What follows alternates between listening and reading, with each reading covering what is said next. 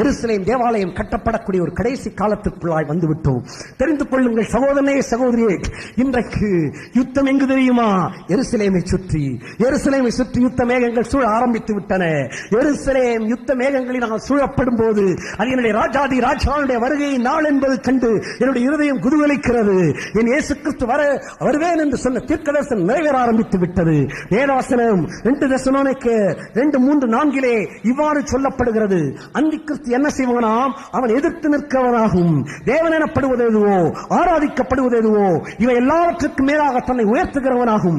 தேவனுடைய ஆலயத்தில் தேவன் போல உட்கார்ந்து தன்னை தேவன் என்று காண்பிக்கிறவனாய் இருப்பானாம். பவுல் தெரிவித்திருக்கிறான், தேவனுடைய ஆலயத்திலே அவன் உட்காருவானாம். இயேசு சொன்னார் மத்தேயு 24:15 பாழாக்குகிற அருவருப்பை குறித்து தானியேல் தீர்க்கதரிசி சொல்லி இருக்கிறானே, வாசிக்கிறவன் சிந்திக்க கடவன். பாழாக்குகிற அருவருப்பை பரிசுத்த ஸ்தலத்தில் நிற்க காணும் போது ஓடி